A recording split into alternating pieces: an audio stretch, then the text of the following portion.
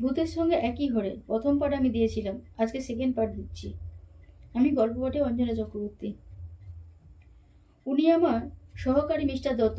তাছাড়া ওর আরেকটি পরিচয় আছে, উনি সত্যেন্যাসী। ভদ্রমহিলা হেসে বললেন, তার মানে প্রাইভেট ডিটেকটিভগিরিও করেন? তা বলতে পারেন। আপনার সব কথাই আমাদের দুজনের কাছেই খুলে বলতে পারেন। আমি ভদ্রমহিলাকে ভালো করে দেখলাম। বাইরে থেকে ভদ্রমহিলাকে স্বাভাবিক মনে হলেও চোখের দিকে তাকালে বোঝা যায় উনি যেন কোনো কারণে ভীত। চোখের চাউনিতে কিছুটা স্বাভাবিক, কিছুটা অস্বাভাবিক ভাব রয়েছে। শুনুন, লেকের পরেই লেকের পাড়েই একটা ছোট্ট বাড়িতে থাকি আমি। কোন লেক?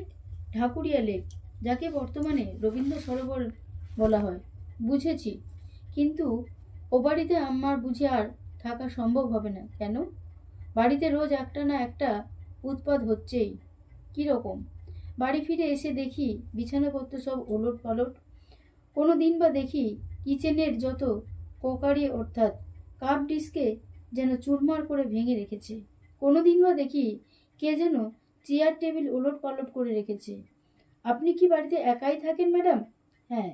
ঠাকুর চাকর বা ঝি আমি কাউকে রাখিনি, নিজেই রান্না করি।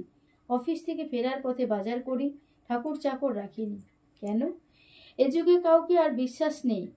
কে কখন গলা কেটে রেখে চলে যাবে কে জানে, তাই কাউকে রাখিনি। Self help help is the best help. তা তো বটেই। তাছাড়া ঘরে আমার ফ্রিজ আছে, ওয়াশিং মেশিন রয়েছে, গ্যাস রয়েছে, আধুনিক কুকিং রেঞ্জ রয়েছে। কোনো দিক থেকেই তো অসুবিধা হওয়ার কথা নয়। তা তো বটেই। তাছাড়া আমি বেশ কিছুদিন আমেরিকায়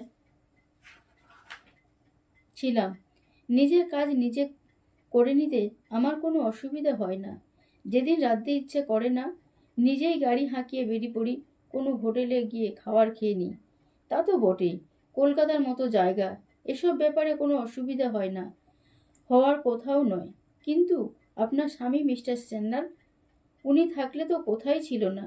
3 মাস আগে দার্জিলিং যাওয়ার পথে মোটর দুর্ঘটনায় উনি মারা যান। Very sad. অবশ্য মারা না গেলেও ওর সঙ্গে আমার এমনিতেও ছাড়াছাড়ি হয়ে যেত, বা লিগ্যাল লিগ্যাল ডিভোর্স হতো। কেন?